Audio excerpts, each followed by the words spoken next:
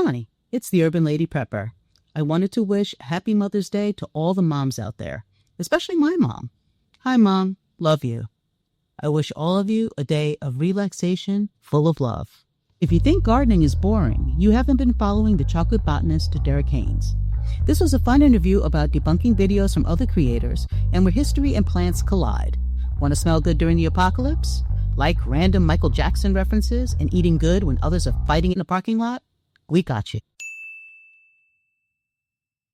Hi, it's the Urban Lady Prepper, and I have a very special episode right now, and it is with the Chocolate Botanist, Mr. Derek Haynes, and I am so happy that he's able to do this episode with me because he's a busy guy. If you've been following him on Instagram and the other socials, which I know you are, he makes awesome commentary on plant life and botany and dispelling a lot of crazy stuff that you hear going around on the internet, letting us know whether or not it's not true. So he has a wealth of knowledge to share with people, more people growing their own food and being curious about what's being put in the food that we're eating. I just felt that it would be great to have him on. So I'm very honored that he is taking some time out to hang with us. Just to give a little bit of background for those who don't know, he's following in the footsteps of notable Black plant scientists like George Washington Carver and Percy Julian. And it's no easy task, but Derek Haynes, otherwise known as the Chocolate Botanist, is more than up to the challenge. With a background in botany and working in vaccine and therapeutics development using non-traditional plant-based technologies, Derek certainly practices what he preaches. His earnest passion has landed him features in The Guardian, Lifehacker, and he's been a guest on renowned podcasts like Black in the Garden and In Defense of Plants. He has also worked with the North Carolina Botanical Gardens and developing educational workshops on botany and plant science. So thanks for joining us. I'm glad to have you here. I'm glad to be had, Lynn. It's always good to be had. I'm curious. I know that you have in your bio, it explains your education and where you've been and what you've done. But if you'd like to just speak on that a little bit and just let us know what really got you going as far as getting into botany and what are the favorite aspects of it? What does being a botanist mean to you? What drives you? That's a very good series of questions. So plant biology, I'm going to start backwards. Plant biology is the science and the history behind plants. So it's literally the biological sciences and the historic uses of these plants, right? So anything as far as like plants have a cell wall, that is something there. It covers mycology, it covers plant hormones, it covers genetic modification, and it covers history like cornflakes being made because somebody didn't want people to be horny anymore. So they ended up accidentally making cornflakes. So Tony the Tiger doesn't want you to be participating in that month of November. But it's that. And when we think about me becoming a plant biologist, I've always had passion for plants, a love and a zeal, if you will, of them. And I just followed it. I went along with it. I did it. And from there, I just was overjoyed to be a person that could truly follow my passion with plants to get to a level of this scientific communication thing that I'm doing now. So it all wraps up from me being a child, playing with plants, and loving information and sharing it with other people, sometimes to their dismay, to me being now the guy that's like online sharing information, much to their dismay. So, yeah. I think that's great. I was a science nerd when I was younger. So anything about science and plants is super fascinating to me. Anytime I get to speak to someone who's really into the science of things, I find it fascinating, especially with so much misinformation and disinformation that's out there and people just trying to snatch information on the go. It's good to connect with people that actually know what they're talking about. One of the interviews that I read for you, you talked about ethnobotany, and it was the study of plants and how society interact, how we work with plants, how the plants work with us. So could you give us a little more information about that? Like, what does it mean to you? What does it mean to me? So ethnobotany is, when people think about it and we think of that definition, I liken it to this. There is a reason why cotton is the fabric of our lives. There is a reason why we as a people can say that a majority of our clothing, and I'm not pulling statistics, I'm just pulling a wild guess. Majority of our clothing is made from cotton, right? Some cotton went somewhere into a process. And because of that, that plant became profitable to the Americas.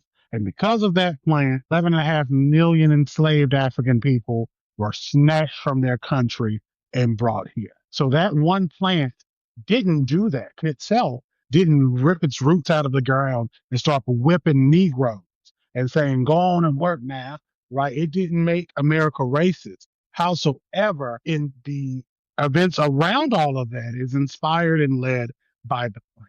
So when we think of ethnobotany, we're thinking of that. We're thinking of what does this plant mean on a historical level, and what does this plant mean to you? All of us have started blowing dandelions to make wishes. Why? Who started that? Who told you this, right? Somebody told it to me. I'm sure somebody told it to you. Somebody told it to somebody else. We all knew that four-leaf clovers were lucky for some reason. And we would sit, and years ago, for those who, were born after 97, y'all didn't do this, but for years, we would sit and find four-leaf clovers or drink the nectar from honeysuckle. So those historic rituals or methods or practices and all of the above were shared with people. So that's where ethnobotany is to me. It is literally our connection and our love letter, and sometimes our disdain for plants and how we have influenced them and how they have influenced us. And that's an offshoot, the influencing them, they influencing us, of Michael Pollan from the Botany of Desire, of his definition of ethnobotany.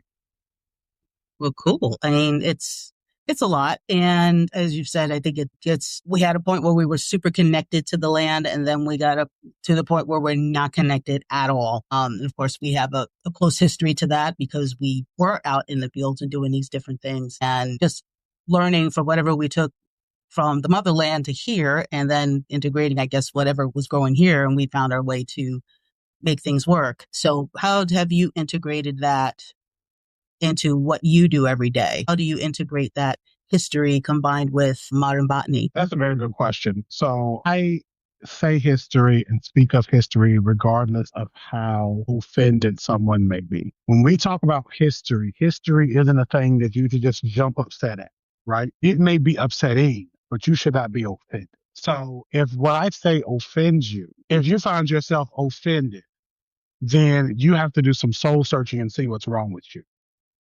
I do a class on the ethnobotany of vanilla called Vanilla So Black.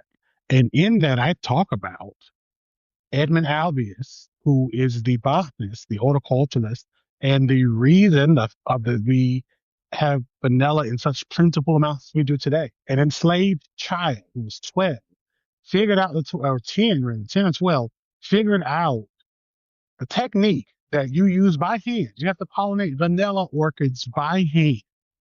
He figured out that technique, and that technique is still used to this day. This is from the 1800s to now. Wow. We use the same technique by hand. Him dying in poverty isn't just because, he didn't pivot himself right. It's racist. There are some things we just can't wipe away. There are some things we just can't excuse away to make somebody feel good. We can't keep playing tiddlywinks with the coffee pot and the tea kettle because some people get upset. And so that is how I integrate it in. I start off with a quote in most of my lectures from a Black person.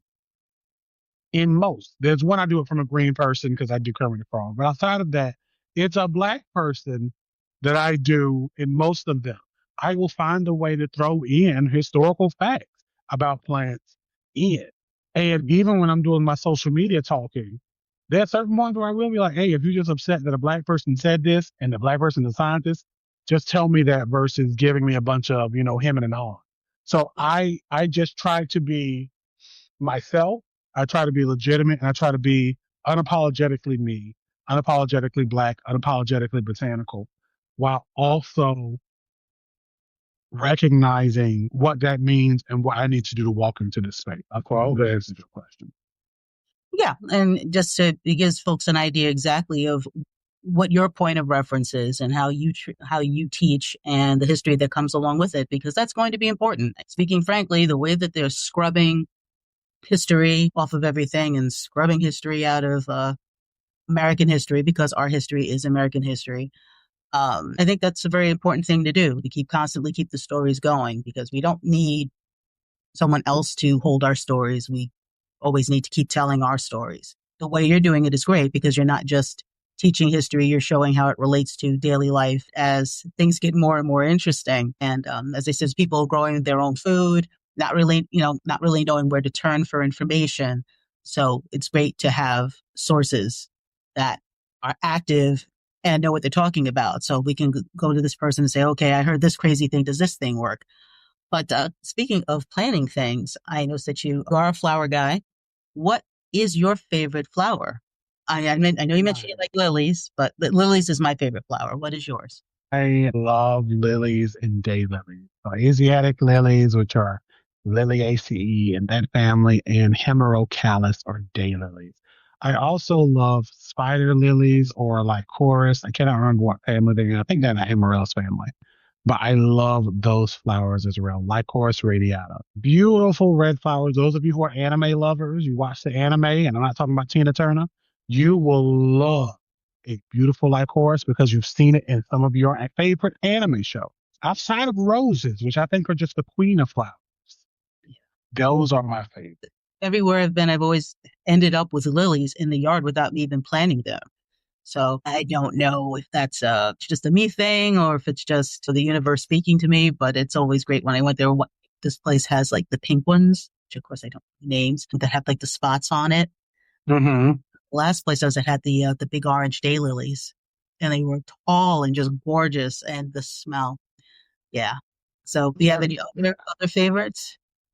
Well, they're common, so that's where you'll see them a lot in yard. And I think a lot of people will try to treat them basic and common. You know, there's something that's showy.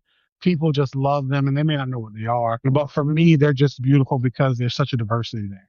Between daylilies and Asiatic lilies, you have those that have fragrance and those that don't. You have different colors, different flower shapes, different flower duration, some that return and flower twice, some that are just looking all types of ways, some that grow like tiger lilies. They grow these little black bulbs, they're called, these little black dot circles that grow on the stems, which you can propagate and make more. There's just such a diversity.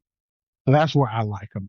But those are my favorite, I should say, perennials. And I love sunflowers. Sunflowers are my favorite annuals. And then the borderline between perennial Jerusalem artichoke. I love those plants. Yeah, I'm one of those people with the artichokes. Is I know people eat them, and a couple of times I've had it, I didn't get it. I'm like, there's really not much here.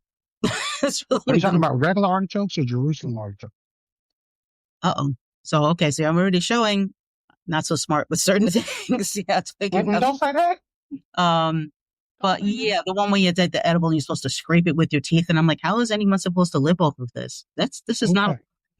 So that artichoke is different than a Jerusalem artichoke. So a Jerusalem artichoke, number one, look, you don't have to be smart at nothing. Right? We all got our good skills, so don't talk about yourself that way, my sister. Okay. I can't. I got to stand with that. Number two, when it comes to Jerusalem artichokes, they are in the sunflower family, Helianthus, Okay. right? You may have seen them if you go to your local Lowe's, your Whole Foods. Sometimes they're in your Harris Teeter if you got them in your area. Some of y'all got the K. Rogers still in your area.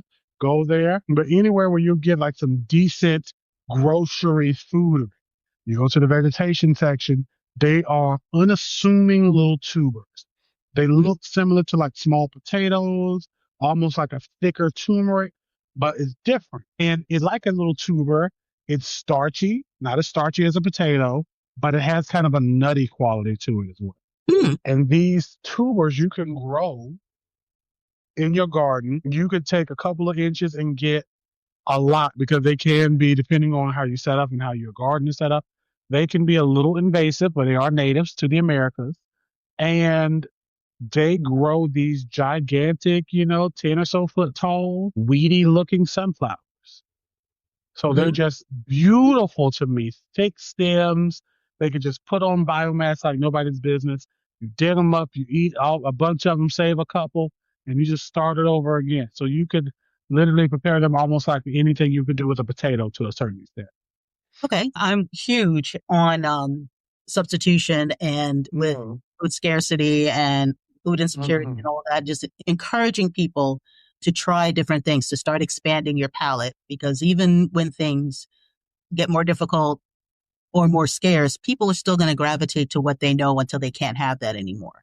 I've always been an advocate for expanding your palate, try different grains, try different foods that you don't normally eat, even if you don't love it, because if the people are making around the store, you're able to go to the stuff that people aren't fighting over. So that sounds like a good substitute for someone who maybe can't get potatoes or wants some alternatives to that would be a good substitute for a regular potato or I'd say sweet imagine potatoes. so. It's a decent substitute, I would say. So as far as like culinarily, I haven't tried it in a lot of other things. I've chopped them up, I've roasted them, but I'm not going to say like it's a perfect thing because I'm Eastern Carolinian. So when it comes to like, you can substitute cauliflower and get cauliflower rice. I'm like, nope, because it's not rice. Yeah. And you can I, do whatever you want to that cauliflower and it's still cauliflower. It's just going to be, oh, this is good. I wanted rice, but I still had cauliflower. Like it, for me, it does, that substitution magic doesn't work. no, it But doesn't scratch the itch. for those of you who are like, I want to grow these and get a nice flower, a decent flower, I say grow it. So it does actually flower other than just being a food. It's actually a Yep. flower. What does it look like as a flower? Sunflower. It's not like this typical sunflower, but I feel like the heads are a little smaller. But what I wanted to say. So then you would use the seeds. Do they have the heads like the sunflower? So you'd be using the seeds out of that to get. But again, you can eat the seeds, I'm sure. But the biggest part is that tuber, that rhizome, I should say, Mhm, underneath the ground. So it's these little nubs, and you just pull them up. And again, like if you're growing ginger, those of you who try to grow ginger or turmeric, you mhm. pull up a lot of them, you leave one or two. You can't eat them all unless you're just going to buy some more for the next year. You eat one or two, and then from there, you just plant those one or two next year, and you just start all over. Yeah, I definitely would like to try that. Again, it's just a matter of having variety and substitution, and then when if we get back to the age of bartering, which I believe will be a thing and is probably starting to be a thing among some of us, it's good to have something, even if you don't particularly eat it, someone else might like it. And it, because at some point, I believe food will become currency. So the more varied you are in what you can grow and having knowledge of diverse types of food, I think would be to everyone's advantage. So I appreciate that. I have to go look for that. Jumping back, now, you were speaking when we were talking about ethnobotany. You have those that wonder, as Black people, you have those that wonder why we bring up race so much during conversations. And I was reading one of your interviews, and I love your take on being treated differently as a Black person is no different than how someone would treat different plants. And I thought that was a brilliant way to make others understand how we may unconsciously treat others differently. When you've said that, what has been the response?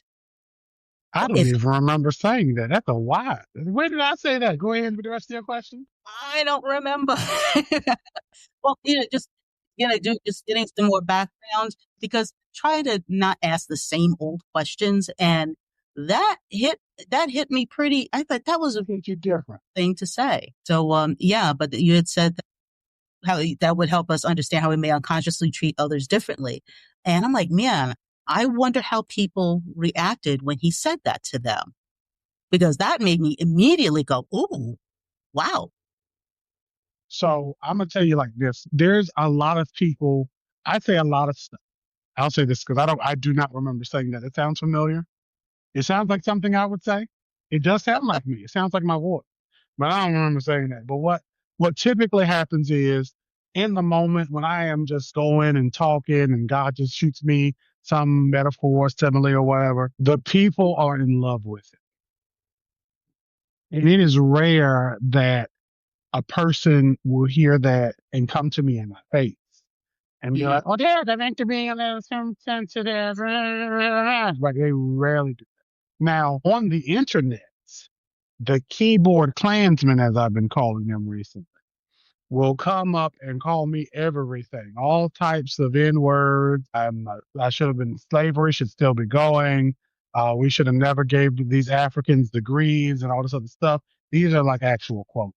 They gave me my plantation date to go out to the plantation, and all this other stuff happening. But I think the biggest thing is when I run into those foolish people, number one, a majority of them are cowards because though keyboards Klansmen will never have a profile, I should say rare have a profile, where If I it's can not a actually be bot, like, if it's even let me human, a lot see. of times they're bots. Yeah, it's bot or a person who you made a troll account, you don't post your face, and you don't post anything. And I told some of those people, like, if you want to really impress me, show your face. Put your first and last name, your real first and last name up here. Show your government. Let me see who you is. But you don't because you're afraid. And you know what repercussions will be. So you go in the closet Right. and do that. And while Michael Jackson said keep it in the closet, I say, look, if you ain't going to be living off the wall, then I can't rock with you. So with that being said, Ah, it is human nature there. for us to be able to run into racism. It is human nature for that. But when I run into those foolish people, I just troll them and I just can't stop until I get enough. So at that point, I hope they look at the man or the woman in the mirror and try to do better. But usually they think they're invincible and they just don't. So with that being said, they usually don't again come to me in any way crazy in person. But people typically love those conversations when I have. And there are some well meaning white people who I will have those conversations with to be able to showcase to them why I do the things I do and I say the things I say when they do ask me and they're coming from a place of sincerity. Yeah. And I think conversation is great. And it's definitely the approach is everything. We are in extremely sensitive times at this point. There's a whole lot of distrust and not understanding where we stand as Black people with the whole thing, even though we've kind of made it plain. So yeah, I love all the Michael Jackson references, but yeah, it's definitely a good conversation to have. And I think that particular quote, because I know I say things all the time and someone will come back to me later and say, well, you had said this so-and-so a few years ago and I never forgot it. And I'm like, I did. Okay, cool. I mean, if it impacted you, I think that's great. Words are powerful and sometimes you don't remember. I think we remember when people say awful things to us and we don't remember enough of when someone says something really profound and giving credit where that's due. So I thank you for that because that really made me think about it. I said, you know what? I think he's 100% correct. Someone might walk up to a lily and treat it differently than they would treat a rose and not really know why. So I think that would be a good opportunity for some self-reflection as well as just sounding really cool. I appreciate that. Yeah. And speaking of more plants, I am a huge coffee person. Now, as I've gotten older, I can tolerate less of it, but I love my coffee. And I know that because it's not something that I think we can grow here, maybe we can get into that. But some of the substitutes, like this mushroom coffee, those are two words that don't go together for me. Like mushrooms are mushrooms, love them. Coffee's coffee. I can't with that. And the other substitute is dandelion coffee. And you figure, okay, well, they're pretty much everywhere. However, have you tried it or know anyone who's tried it and says, you know what? This kind of tastes like coffee. I can get with this, but I have not tried it. And considering that I think coffee is going to become a luxury item, I might have to make some adaptations. so, so you have an opinion on that? So I've seen this one mushroom coffee that's been all over the internet. Yeah. Celebrities have been touting about it. They hit me up and was like, "We want you to do stuff." Which number one, if any company hits me up, and I'm going to say this here. I think this is an announcement. You may be the one capturing this for the first time. Okay. If Awesome. you as a company decide to hit me up because you want me to promote your project or your product. I want you to listen and listen good. Slavery ended officially around 1863. I think they had one enslaved working woman still working in the 19th because they didn't tell her she was free. But I know that I'm free. So because of that, I don't work for free because I am free. So you're going to have to give me some money and not a product that's like $30. And you hope that I'm just going to be like happy with that. Because I've seen a lot of these companies try to sell you on, oh my God, you're going to do affiliate marketing. And it's like, yeah, no. If I have a good rapport with you, if I'm already using your product, that's one thing. But if you Right. reach out to me, open up your pocketbook, get out your checkbook, and go from there. So mushroom coffee, I have tried that one product. I'm not going to list them by name. It was terrible to me. Mm. It did not help me to really get an up in my day. Mm. and it was just not it for me. And I'm not really a coffee person anyway. I I just was like going to cream and ask, sugar in coffee. are you a coffee drinker? So, Yeah, like if I drink coffee, it's with a lot of cream and sugar. So that's already one thing. And when I was trying to like jazz it up, I was like, this isn't really like there's something in this that I don't like the taste of, and I don't know what it is. And I've actually, you know what? They sent me the product. They said you don't have to, and then they asked. So they try to do that. Where they send you a product, well, now that you got it, do you mind making of it? No, I do mind. I'm not going to do it. Leave me alone. So yeah. there was them. I've not tried dandelion coffee. I have had Yarpon tea from a good company in the Triangle whose name is escaping me, and I wish I could remember their name because they're good people. But they're supposed to have some caffeine in it, but I can't remember their name.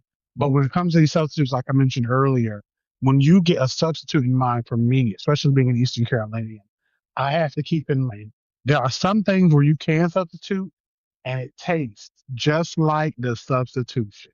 And one thing I might be able to think of is like sumac. I think sumac is supposed to be a Mm. citrus taste.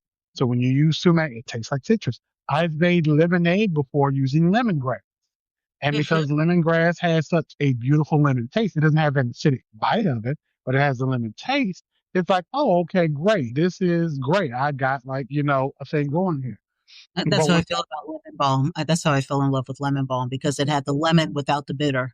Yeah, it's like, okay, this is great. And it works because you say, I want a lemon taste. It has a lemon taste. It's a 1-for-1 matchup. There are some things where people just want me to pretend. They want me to go in the world of make believe like I'm on Mr. Rogers' Neighborhood. And I don't know King Friday, so I'm not allowed there. So because of that, I'm just gonna have to go in and just not drink this thing. So that's how I feel with it. When it comes to some of these things, I always tell people try it. But when they say dandelion coffee, mushroom coffee, and I still got to tell myself this: don't have your mouth ready for the same coffee you get from a coffee chain from Seattle, any of your local coffee chains, or your cup of Folgers in the morning. It's going to be different, and then from there you have to decide if you like it. Okay. Now, I'm willing to try anything once. Like, this is like probably a botany question that I probably should know and don't. I love chicory coffee. And of course, I tried that when I visited New Orleans, and I'm like, you know what? This is really good. What is now? Isn't chicory a wood or a root? What is chicory exactly? That's a very good question. And I love to be able to tell people that I don't know stuff. I have no clue. I believe that when I say this, I know some of the people who be ready for me to fail and falter, be ready to throw some D's on my name. But I do sometimes slip and I fall. So I don't know everything. And I wish I did. Oh God, I wish I did. But I'm not gonna lie to you on this internet. I feel like chicory is an herb and it is a root, but I would have to open my computer and Google real quick. And Yeah, I'm I like, wasn't trying to by the surprise you time, enough. I just thought no, about you're that. good. We're talking about substitutes, and I'm like, yeah, what is chicory exactly? If my computer has been not acting crazy, I would just open it up and look real quick. But now would be the time where it would be like, hey, Derek, I'm not going to work at all. And I'm going to embarrass you Oh on the no, that internet. And I'm not going to have that happen. oh no, that well, we both have something to look up then because it's like, okay, maybe I could just go from regular coffee beans and just drink chicory. Maybe I can, that I can get away with and kind of like you said, lie to yourself and say, okay, this is pretty much it. I can get with this as opposed to these other. If it was good to you, like definitely give it a try and see if you can find it locally, if you can source it locally, or if you can support a small, especially a small black business or a black business in general, and see if they can ship it this way. Yeah, I would love to. Now, I have seen coffee plants for sale. Like you have some big online nurseries that'll actually sell coffee plants. And just my basic understanding of it, it takes a lot. And I don't think people realize how hard coffee is to grow and how much work it is to harvest and just get it to coffee as we know it. It's difficult. And you got to pick a lot of stuff to get a lot of coffee, or to get any amount of coffee. Can we as Americans grow it here? What would it take? And is it worth doing, or is it just too much work because there's a reason we get our coffee from somewhere else? So, like, if you were a person that's just in your yard and you said, I want to grow coffee plant, you would have to be in the right place for it. And I feel like this is just off of them.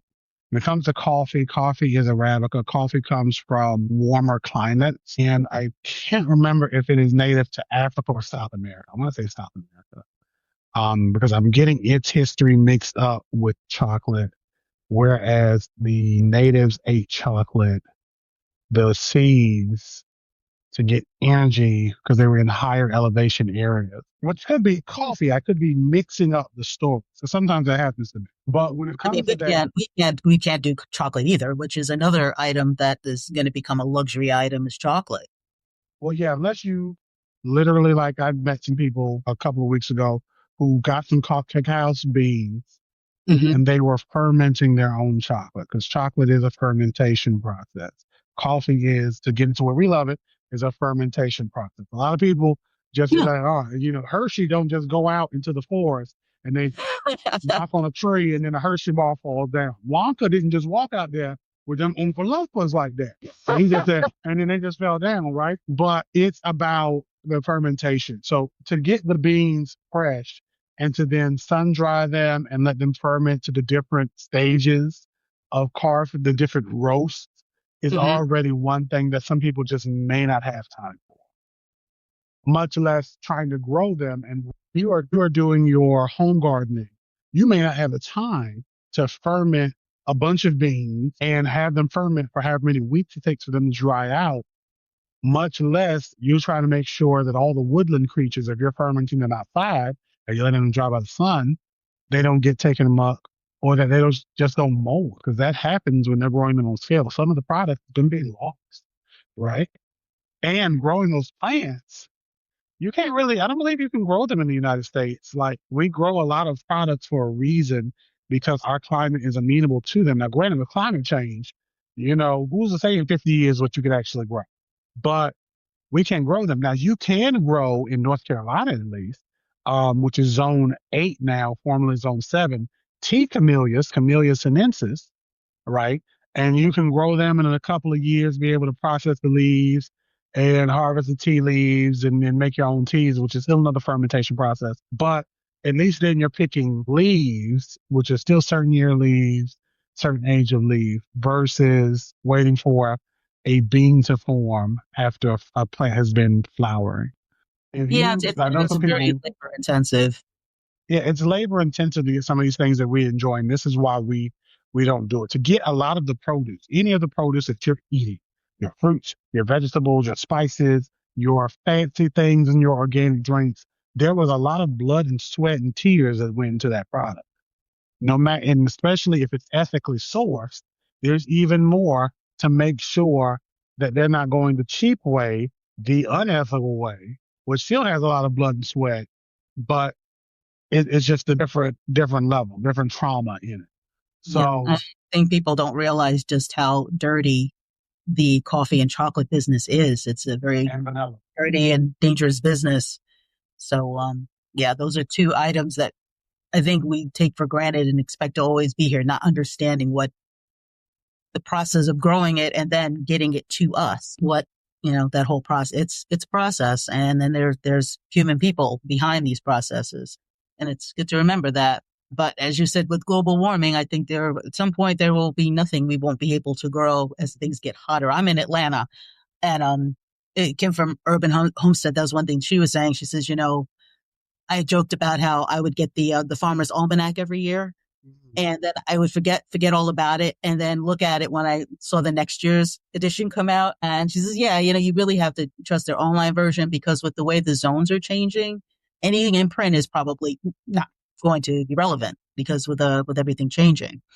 Well, that, and I mean, a farmer's almanac is going to, unless it's like farmer's almanac for your specific city. So if you're in Atlanta, your specific city, it's just going to be a generalization. They may be able to give you some stuff, but cooperative extension will have some of the most great information you will need.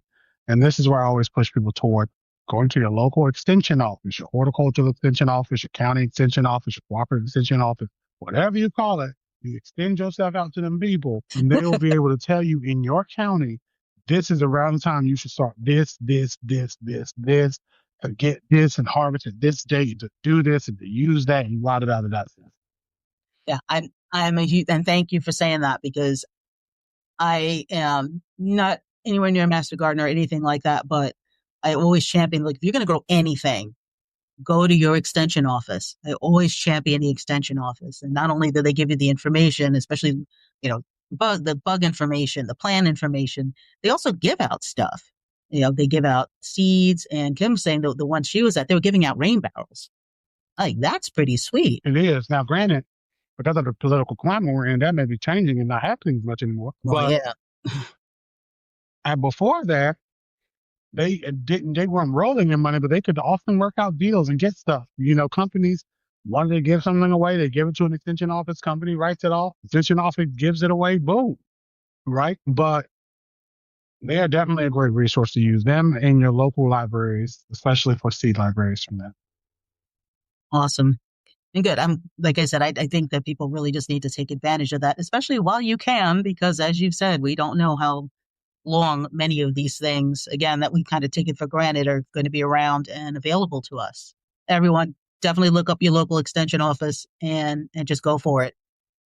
That is the best source to get the most accurate information as far as what grows in your zone, what bugs you have to deal with, what kind of plants you can grow. Because I think it's the other thing too. I think the internet makes folks believe that they can grow anything anywhere. And you find out that no, you can't grow that here. You're in the wrong zone for that. You're too cold, or you're too hot, or you're not hot enough. So yes, the extension office would give you the most accurate information rather than some, rando on the internet that is not going to be specific to where you live. Not And calling you. Brando in there is like, hey guys, you can grow this plant and you can do these things.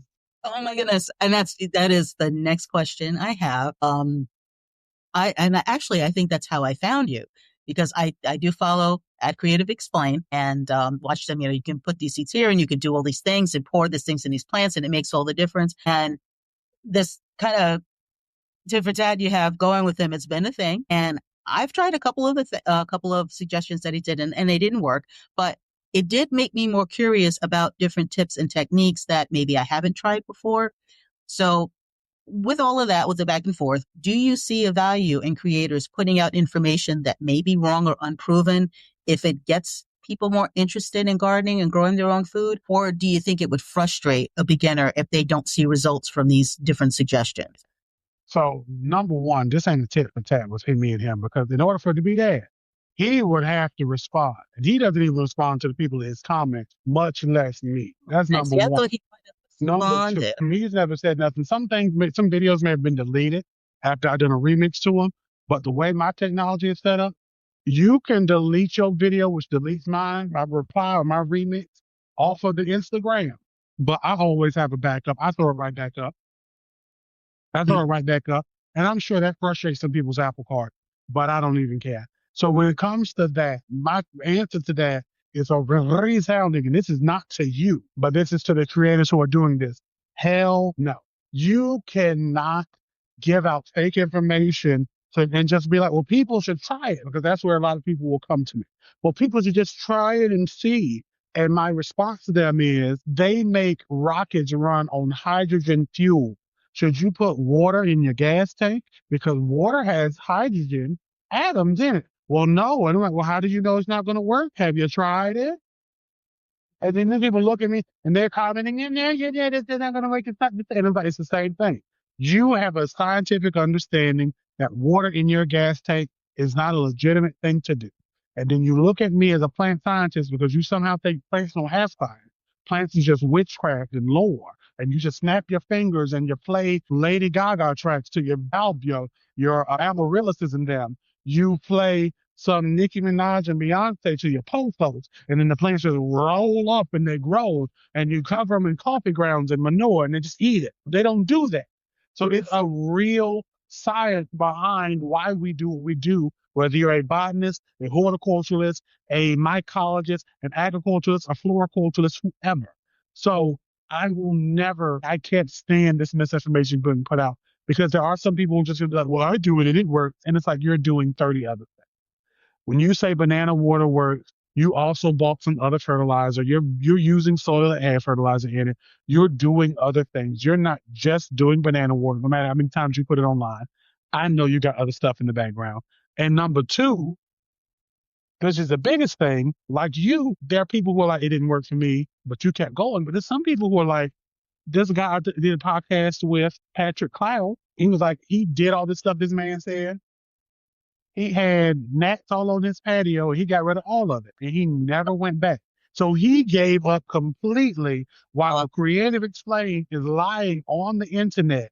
And one day that man's gonna wake up in hell. Y'all heard it here first. He's gonna lift up his eyes, okay? And then when he do, he's gonna be looking at Satan, okay?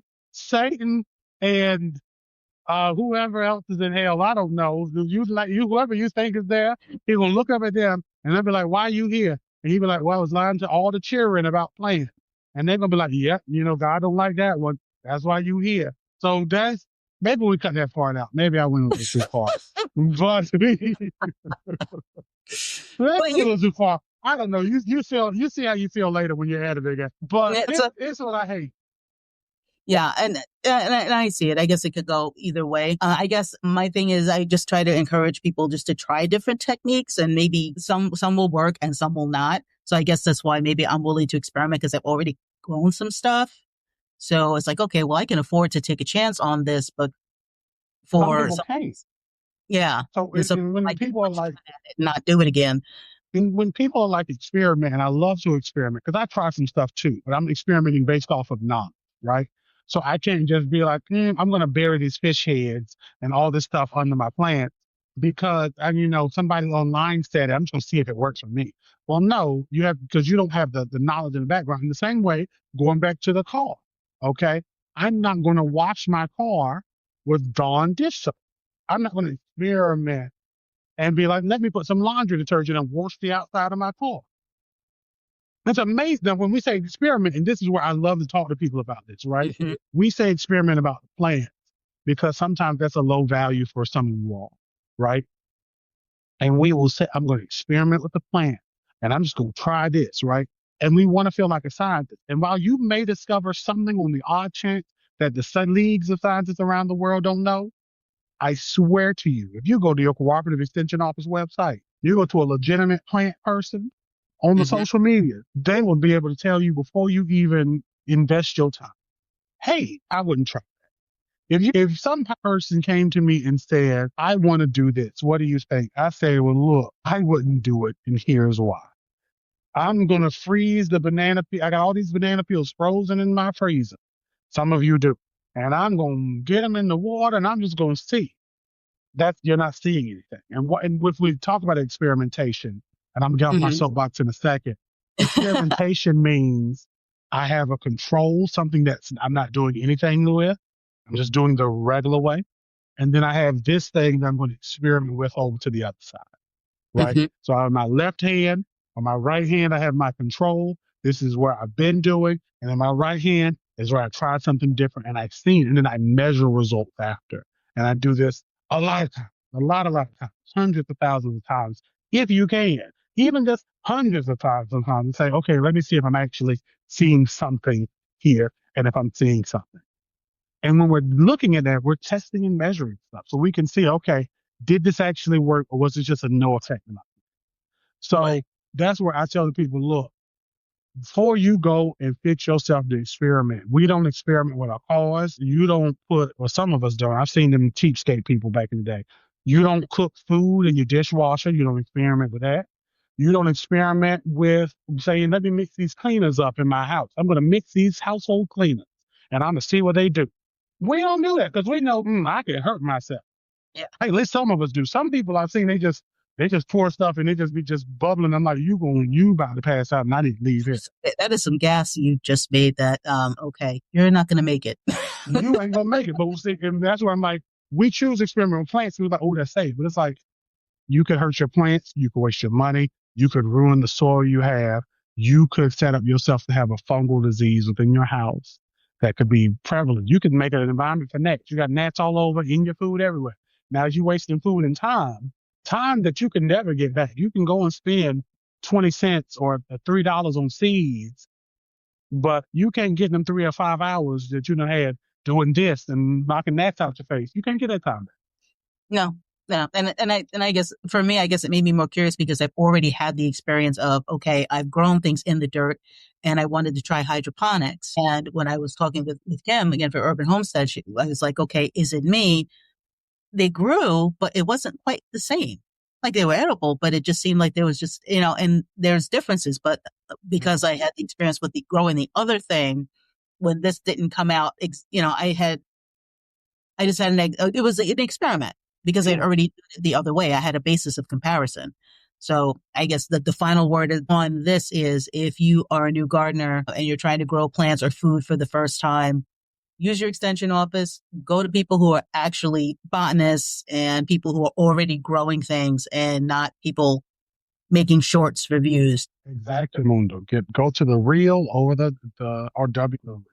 Now, another thing that has become, well, I guess it's trendy, but people, of course, have been doing it forever, is foraging. And it's been a growing trend. And I know that especially us, we've been doing it for years. Now that it's becoming more popular and people are doing it, I found out it's like there's actual anti-foraging laws. Now, I can get where it's like, okay, you're not supposed to be picking food or, picking plants off of somebody's property. But what is your knowledge about the anti-foraging laws so The that people are anti-foraging more laws aware if they want came. to start doing that? The anti-foraging laws came into place, I believe, sometime thereafter slavery, because Black people were able to, and just people in over time in the world, especially in the Americas, where this laws is, people were able to supplement their diets by getting something that was just growing wild, whether it was some type of wild mushroom, a wild fruit, a wild, spice or something. They were just able to go and get that stuff and be able to eat. And when you have a group of freed, formerly enslaved people that can now not just, maybe grow on the little bit of property they have that you've barely given them, but they can go to other properties and freely get food. The good white folks of yesteryear said, no, we're going to put them Negroes in their place. And that's where anti-foraging laws came in. So it is part conservation. I know some people say, no, you got to conserve the plants and this and that. But when these laws came into place, while conservation wasn't a mindset, we were still effing over the environment more so than we are now, right? So this is Versus, these laws are not new. These laws have been around forever. yeah, these laws have been around for a long time. Like they're not like in the last 50 years, I don't believe. So when it comes to that, foraging is, and then returning to that, while I do not forage, because I hate plant identification. I will tell that to the Alexis's of the world, the Black foragers of the world. I love her because she makes me be like, I had a vision, I had a passion for it 1 years ago, but it's not me. The wild dryads of the world, Shay, I love to see them do it because I'm like, wow, this is amazing. You go and do your thing. But it's not for me. If I do wild foraging, it's a plant that I'm for sure 100% that this is this and nothing else.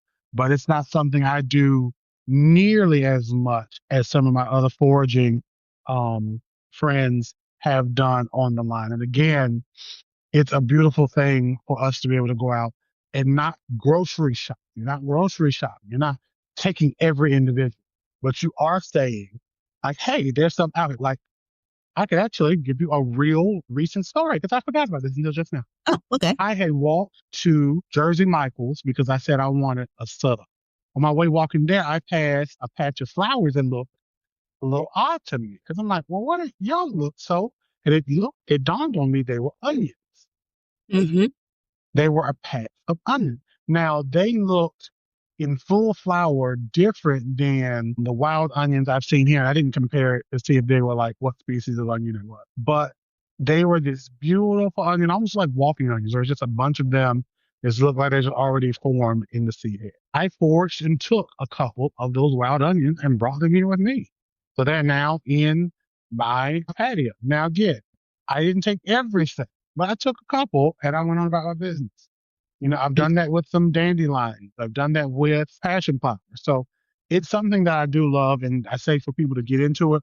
But like with anything we mentioned earlier, research and find real information so you can make sure you don't hurt yourself. Oh yeah, because I did put Now, I haven't gotten full blown into it. I'm the type that I can go, okay, I'm in my yard and I'm like, oh, okay, that's mint. That mint is growing wild, or the wild onions. I could recognize those and I would grab those.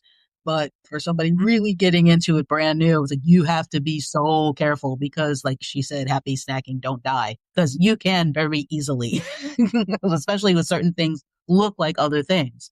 I can see how you really have to have a passion for it to have to get into the nuances of that plant identification because some of them are really, really similar. That's kind of where I kind of drew the line. To get any deeper into that was like, okay, that's really time I don't have in my life because it's not easy. Yeah, that's why I have respect for hoodoo people because like you can go out there and you know exactly what you're looking at, you know exactly what you're eating and what you're working with, and it's like, oof, that is way above my fighting weight. It is. Because see, with the hoodoo, because it's a spirituality, and for those of you who don't know, it's like Black Gullah Geechee spirituality, related to West African traditions. I think some Eurocentric traditions and some biblical and Christian tradition. You have made that a part of your life. So you have been taught from potentially an early age at what these plants are, and you've made a connection with them so you can recognize them from afar. There are some plants and fungi I can recognize from afar and say, okay, this is this and this is that, and I have resources that can help me confirm it. But because I'm not a hoodoo root worker, uh, much that some people should be glad I love Jesus, because if I was, this world would be a different place.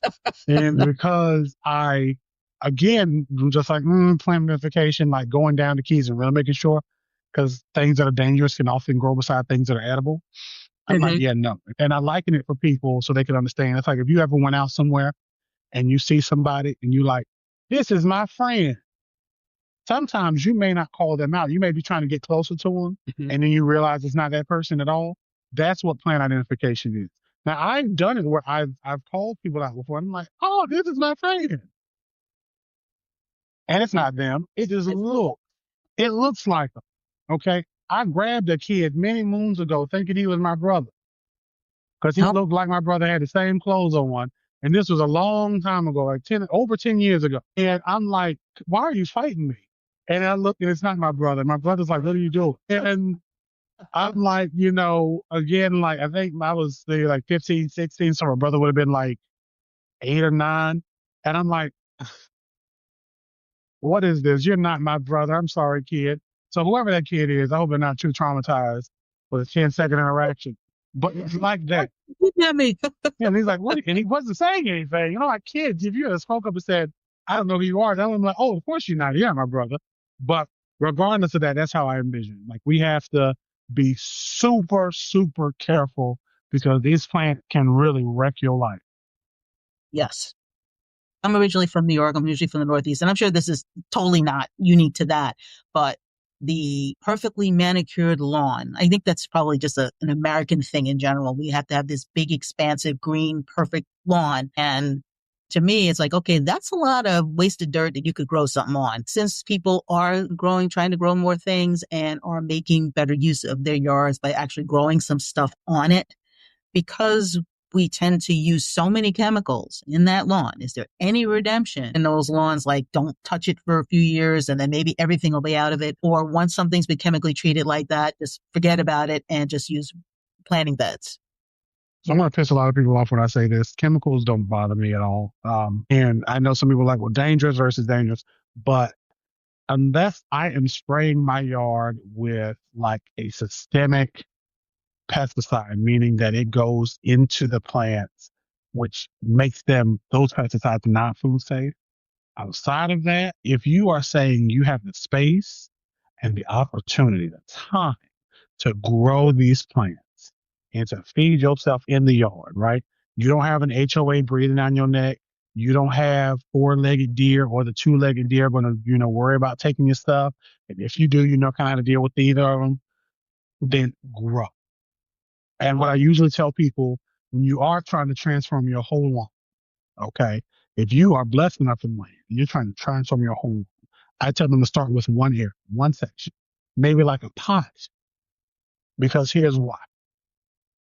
Gardening can be a little bit more intense than some people have. Some people just think you just go out there, put the plants down, you just water, and then things are okay. Hmm. You transform this area, you turn the soil over, you sprinkle some type of fertilizer, and then boom, you're done. And they don't realize there's pests. There's certain interaction. This area may not work for your tomatoes. Maybe you can't put tomatoes in your yard at all because they're not chemicals, but nematodes. You got nematodes in the soil.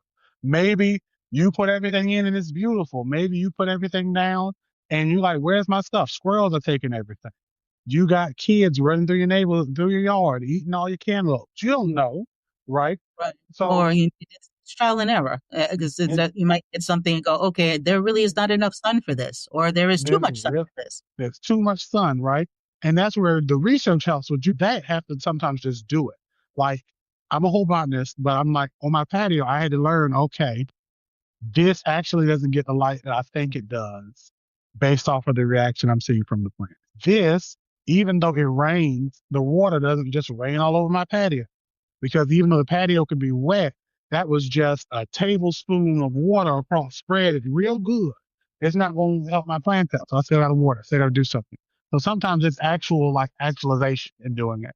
But to any of you who are like, okay, they sprayed this on my yard, they sprayed that on my yard, unless it was a systemic fertilizer or they had like a gas spill or something, some real rough chemical, outside of that, plant them things down. But I always just tell people start with like one plant. You love tomatoes, start with that one tomato plant. You get the bed or a raised bed, you start with that one raised bed. You get those tomato plants. You love those tomato plants. You eat those tomato plants. You get excited. Now you grow lettuces in the next season, right? You grow sunflowers. Whatever cooperative says your seasons grow and what you can do, you keep growing and adding more because it's easier to add more than to scale back. I think, and that's the thing. There's nothing more exciting than when you've grown something. I remember the first time I grew tomatoes, and I grew little peppers, and when they grew, there's that excitement there, and it's like, okay, not only did I not kill this, it can feed me. I can grow more of this.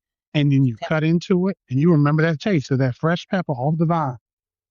Yeah, and I think when you have that connection to the food that you grow, I think you appreciate it more because you have the experience of knowing what it took to get it to grow to the point where you can eat it, to harvest it and eat it. And I think it gives you a deeper respect and appreciation for the work that goes into growing food because there's such a disconnect.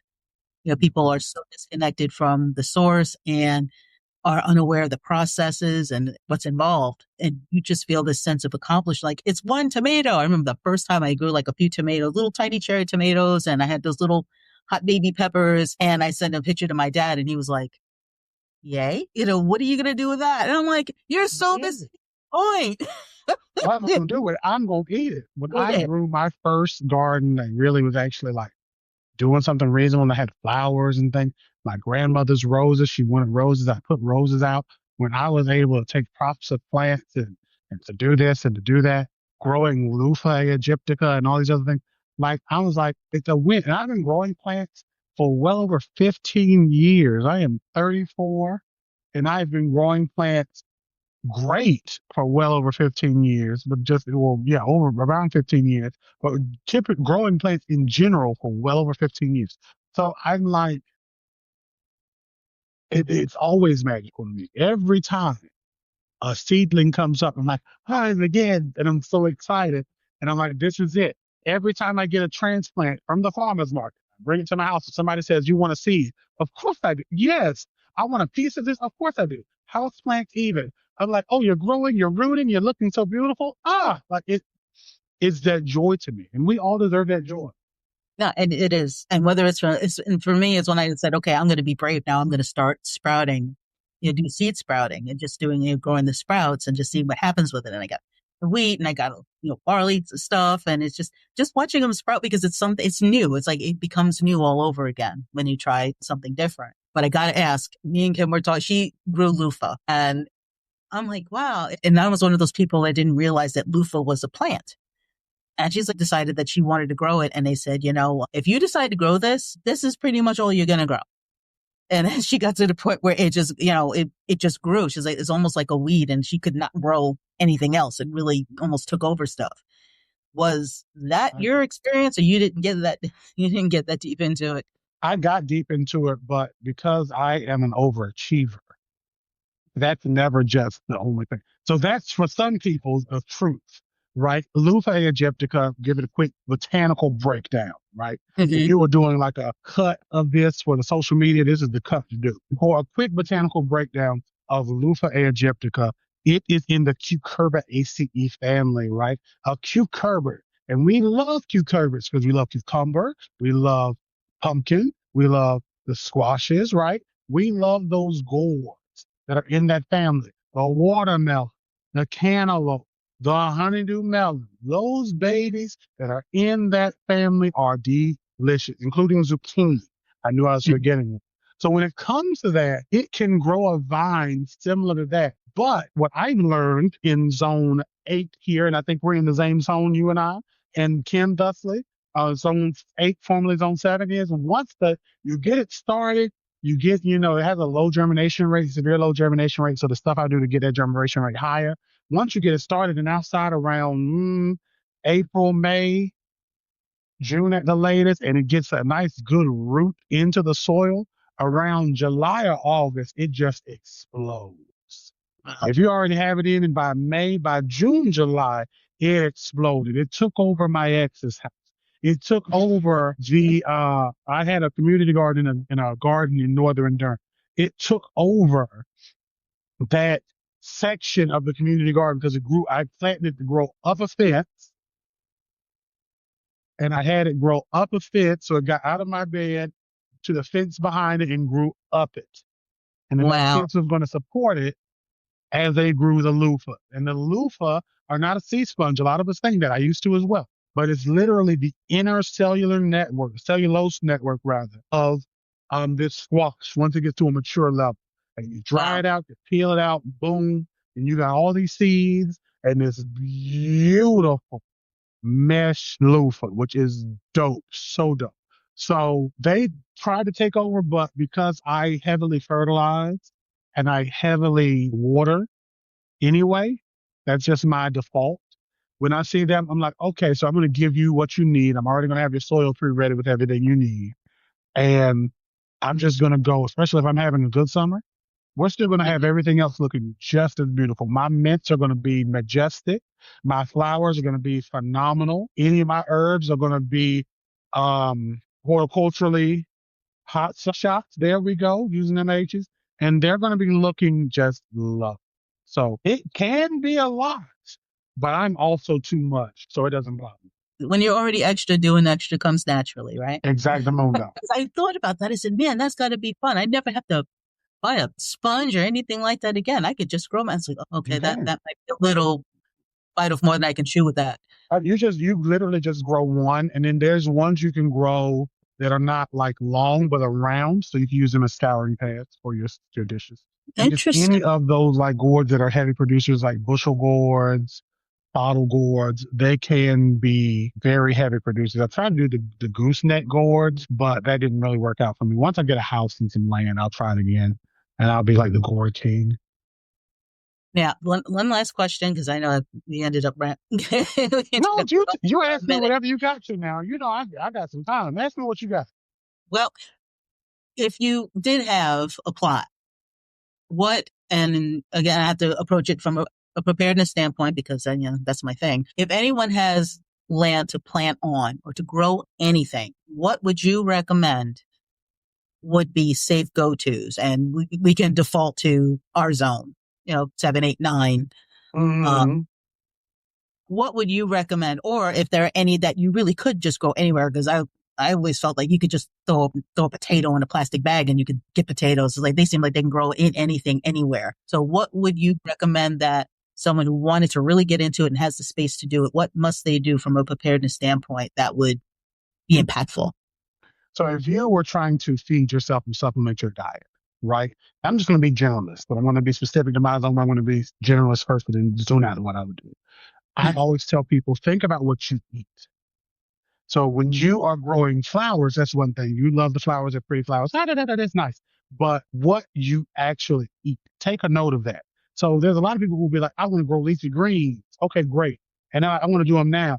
baby, it's July. You cannot do leafy greens in July. Like I got them, but they're not gonna be happy. I have a collard plant that I've been keeping for like 3 or 4 years at least. And it's the same plant. I've never killed it. So the stem is all woody.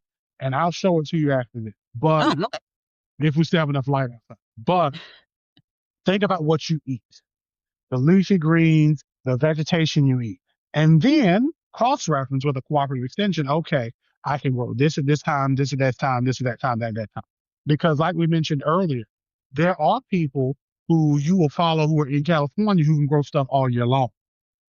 And those Hmm. people think they're better than the rest of us. And I don't like them. But when them and those people in Florida.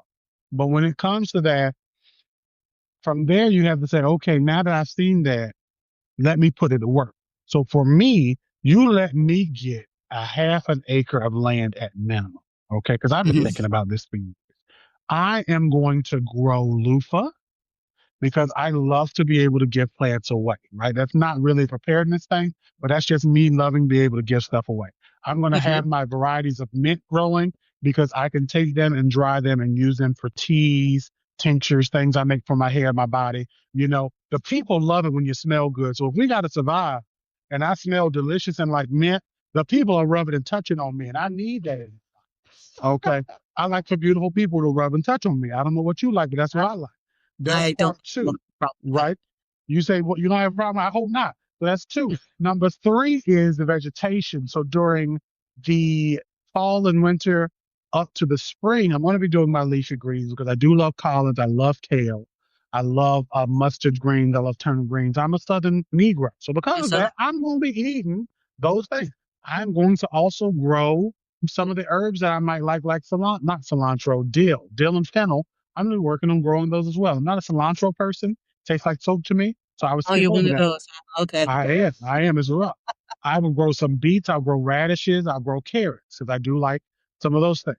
I will have during my spring to summer months, I'll be getting my peppers ready, my bell peppers, maybe a couple of hot peppers, some beautiful, just typical green bell peppers, a purple pepper that is a little sweet, and a hot pepper. Maybe like some of the jalapenos. I've heard the seeds ain't as hot as they used to be because some of them on farms are just being like crossed accidentally with bell peppers. So we're losing the heat, which just happens because we're growing all these plants And that's close okay to with each me. other.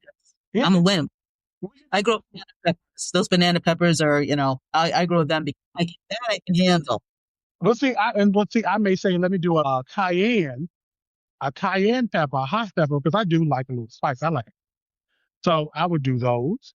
I would Mhm. grow tomatoes aplenty. So I would do cherry tomatoes, but I would do like one cherry tomato the first year because I know if you'll never catch every cherry tomato and you'll have them for the rest of your life. You get to grow a cherry tomato once, you will have cherry tomatoes growing until your great grandchildren pass away. They didn't even know you. They were like, well, this is great granddaddy's tomatoes he grew there one time. And I would grow specifically, which would piss a lot of people off, the GMO purple tomato, which is the cherry tomato. And I would grow slicer tomatoes or sandwich tomatoes. I don't really want to, I would maybe do a paste tomato once, but um, I don't do bottle gourds again, No cherries, I beans, want to do stuff. Hmm. because we peppers love us some beans. Uh, beans I could do, but I've not grown beans before. And beans are something that I love, but I don't cook. So I enjoy them, but I don't mind just going to the store, getting a bag of beans, and then, Yeah, and getting a bag of beans and then going in and getting some Bush's beans in the can. I don't mind doing that.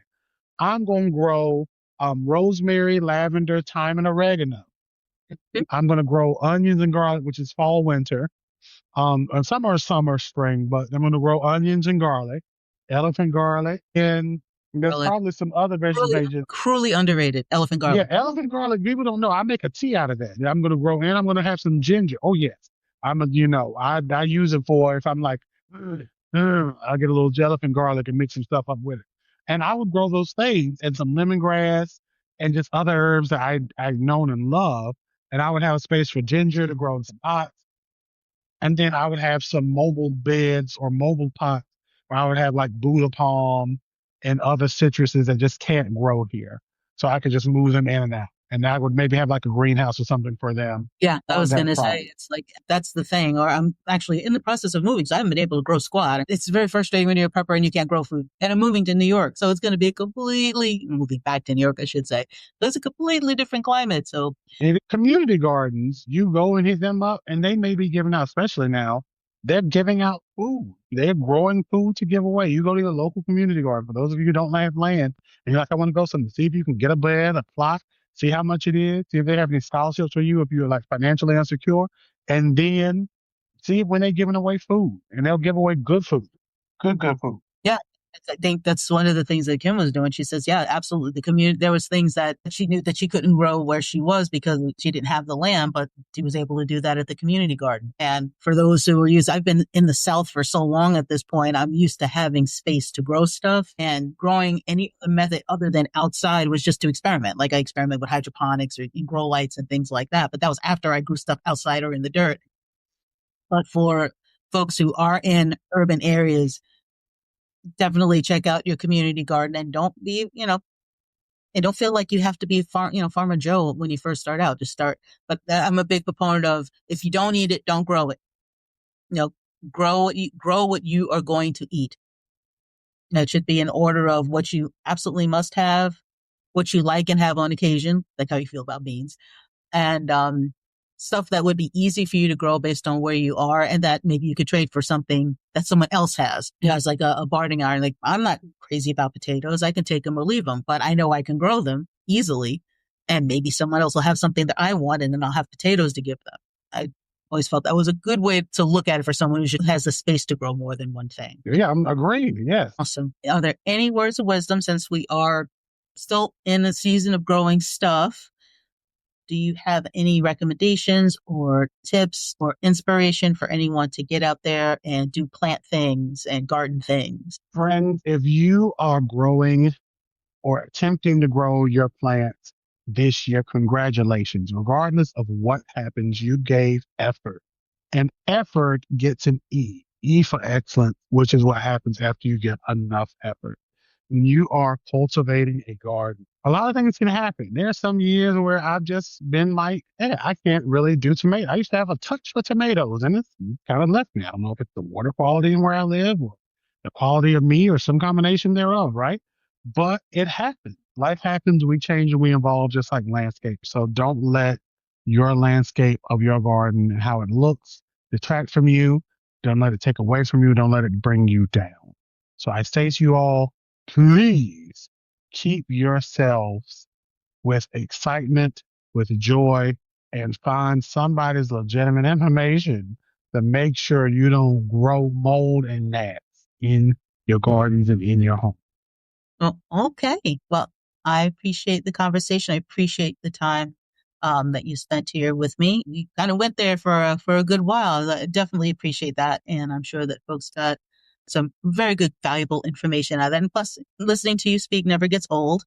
So the more chocolate botanists, the better. Thank you so much for having me. Oh, you are welcome. And I will continue to follow you. If you are not following the Chocolate Botanist, otherwise known as Derek Haynes, on the socials, you should do that. He makes great videos. He makes very informative videos. And if you're interested in plants, growing things, being more knowledgeable about where stuff's coming from, almost forgot, Apeel. I know we kind of corresponded briefly about We Apeel. were supposed to talk about that. Yes, yes. Yeah, I'm So glad you asked. about that. One thing that we did want to talk about was Apeel, because there's controversy about anything supposedly involving Bill Gates is a thing.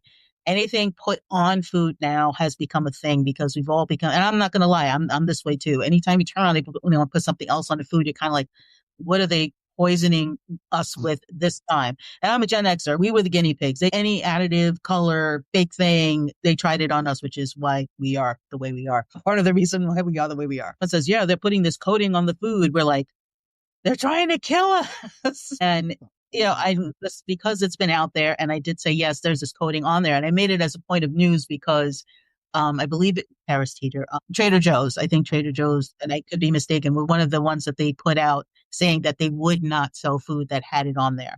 I don't know if they've since changed their mind, but I mentioned it just as a point of news. It's like, okay, well, they're not changing it because it has this stuff on it. So all that being said, what is it? Is it safe? And should anybody worry about it being on their food? So I'm going to start like this. When the people have the conspiracy, you have to take a conspiracy and try to break it down. Because if you have held on to that conspiracy and you got it tightly gripped betwixt your fingers, no matter what I say after this point, it's going to run off of you like water off of a duck's behind.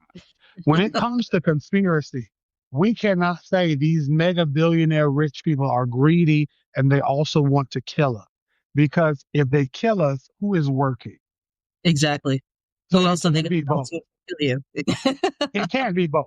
It Right. can't be they want us dead and they want us to be. It And they can't be want us to both. buy this stuff, buy their stuff. They want us to buy the stuff to work for pennies and to kill us. Like all those things don't mix together. Something is not right in the middle.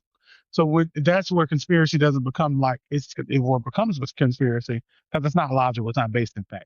So Apeel, I talked to the owner of the CEO founder of the company a year ago, within the last year. And basically the break it down. It's not something inorganic that they're spraying on your plant.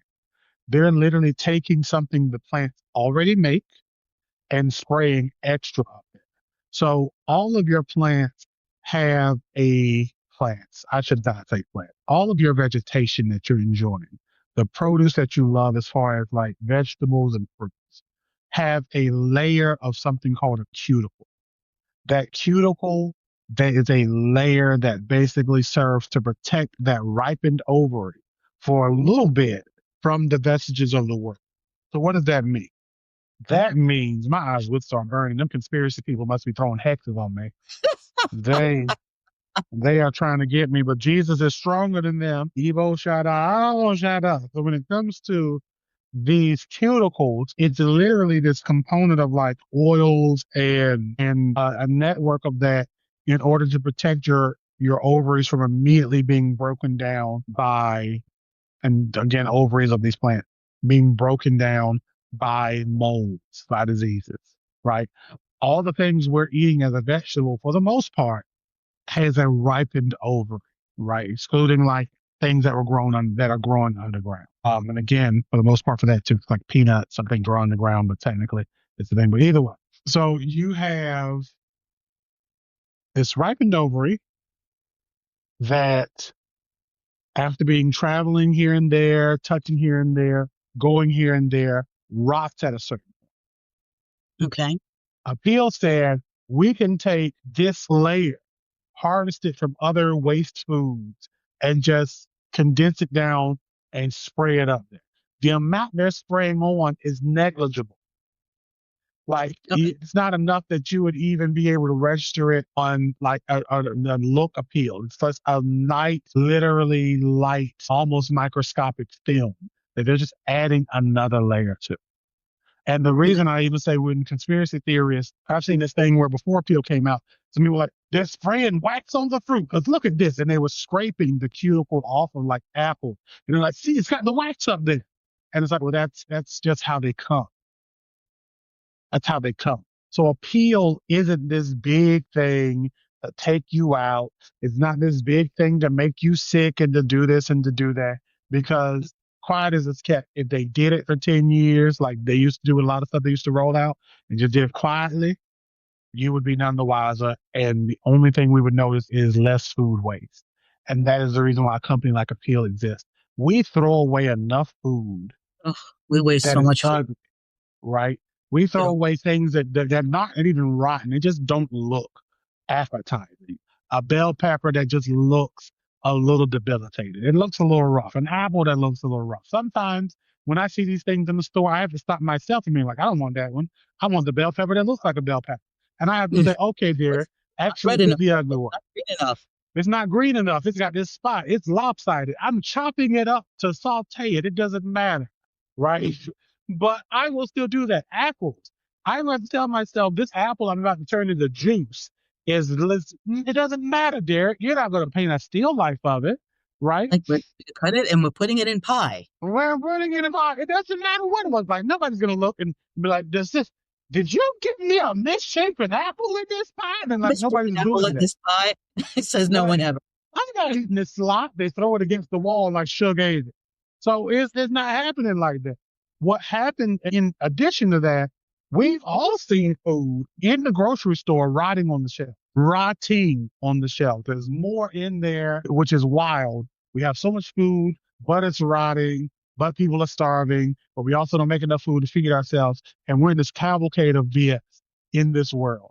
And this company is making something that nobody's charging you necessarily extra for. Mm-hmm. It's just something to say, hey, here it is. But people freak out and they have outrage because some talking head without a science degree or with the wrong science degree is like, well, they're trying to do this with the food. And those people are not worried about eating. Those people who are telling you this are getting fed off of money, off of giving you conspiracy. And they don't have to worry about feeding their kids. They don't have to worry about, I can't afford none of these groceries. They don't have to worry about, we just eat rice for the next 2 weeks until this paycheck comes in. Yeah. So if we could lower food waste and overly lower food costs, I'm down for it. I don't mind an appeal. Similar to the GMO tomato. People are, oh, why would you do that? Why would you eat that? Why wouldn't I? What's wrong with a genetically modified organism? You can't tell me anything based on science. You can only tell me an emotional appeal. And then some Mm-hmm. pseudoscience that somebody told you, but you can't give me anything legitimate. And that's where my platform really shines in me trying to reach people and say, like, hey, let's have these conversations respectfully. If you come at me sideways, you come at me crazy, my clapback game is like, what? But if we have a respectful conversation, I say, look, let me show you some real legit information. And I will ask you, like, hey, who told you this? Who told you Apeel was dangerous? Well, there was this video I saw somewhere and they was spraying the food poison. And I'm like, great. But who told you it was poison? Well, the video did. And they had the people in the suits and this, and like, great. So they showed you a series of images in a video. And this is again, me going on my soapbox again. They show you a picture, a series of images and videos in a clip, and they put it on social media. And they're often unrelated. They show you somebody in a suit. They show you somebody in a seemingly hazmat suit spraying plant. They show you a bunch of foam and powder. They show you somebody chopping up something and doing something, and then they show you an AI picture with a needle on a plant, and you say, "Yep, that's real." And I've fallen for it myself, and this is where I talk about it because I get that emotion wells up, and emotion is the enemy of logic. So Yeah. because of That that, emotion is what draws us to these different things. That's what's getting the response. emotion will drive you to tell other people all of this. So I've had to stop myself with being like, okay, now wait a minute, did I actually see that? Or, and this is how I can call out the BS. Because I'm like, this is a manipulation tactic. You showed this, you did this, you showed that, and then this happened. No more. So we Mm-hmm. have to really look into it and look into what these companies are actually saying, what they're actually doing, and not be like, Bill Gates is trying to kill everybody and take over the world because that's evil G.I. Joe level magic. Like that's comic book logic, which never works. That's why these people always lose when they try to kill the world, because if they ever got it, it would never work and it would just be dumb. It would just be stupid. Like that, like some of these people who are saying this stuff, see, I know what they're trying to do. See, they trying to do, and it's like that idea doesn't even make sense. You're not even a genius regularly, so you can't be an evil genius. An evil genius is going to give you the product to feed yourself, so you could still be feeding yourself and getting by to work forever. And they workshops making pennies on the dollar. That's Because what it is. I need that's you to have I need you to that have food in your belly so you can work at my minimum work wage job where I make money. right for long hours, cheap pay. That's it. Exactly. Because you ain't gonna be as You complaining don't as need you would be if you're home. you don't need Department of Education because you don't need to be smart to pull that lever. You don't. I'm one of those people. As soon as I see something, it's like, all right, I got to look at a couple of the places and make sure this is incomplete. Whatever. It seemed that the stores were responding more to the fear They of it come or back. cry about it than what it actually was doing. Exactly. Because there was a couple of chains that just said that they wouldn't carry it, and I'm like, okay, well, worth reporting, and then the people can make their own decision or do their own research. But it's like, okay, like we were saying, was it an emotional response, or were they already getting that pushback, oh, we don't want this on our food or we're not going to buy it. And they were being, like the Blurred Line song. It's like, well, we're just going to say that it's not. We're not ripping off Marvin Gaye just so people don't hate us for it. I think And it's just it's that. It's people were outraged. People were probably messaging, and they said, "This ain't this is going to affect our bottom line, which is money." So they're going to let you say, "Okay, we're not going to apply.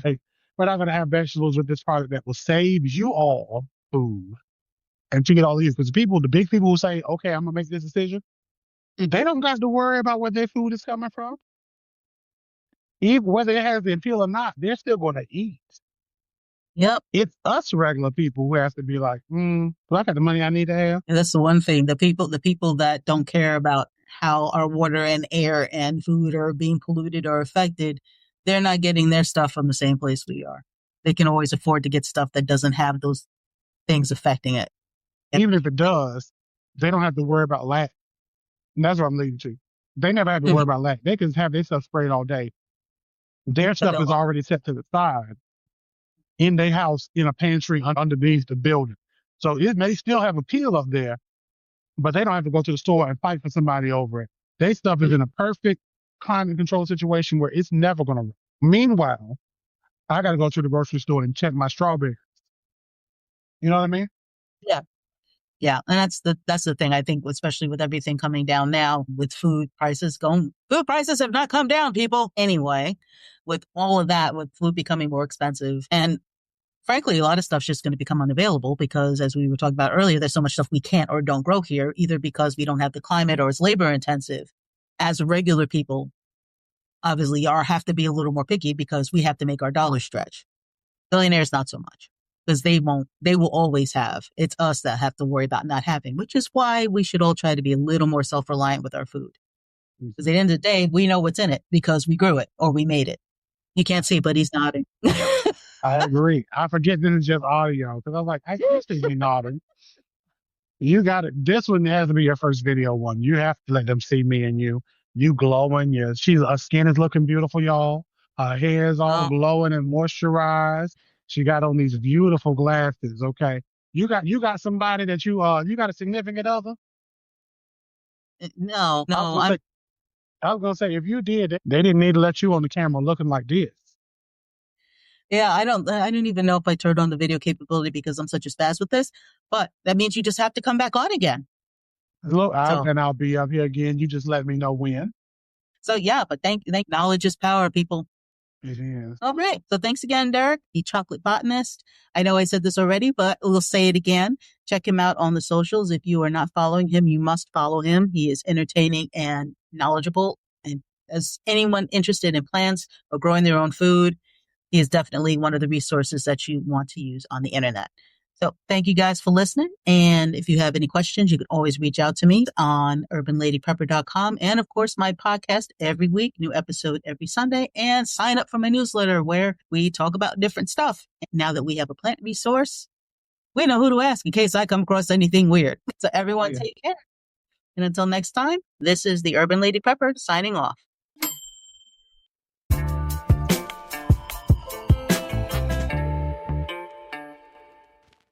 I'm sure I've given you some things to think about as you go through the upcoming week. Has this episode resonated with you? Let me know in the comments. Don't forget to click the link in the podcast description to get your free Essential Prepper checklist. While there, get one of my cool designs on a shirt, hat, mug, and more at my Redbubble store. Or you can always buy me a coffee or get a Jace case for your emergency medical needs. It helps support what I do, and I really appreciate it. Join me on the socials, especially on YouTube, where I'll be uploading videos for my blogs from urbanladyprepper.com. I appreciate your time with me. Stay safe, stay sharp, and be ready.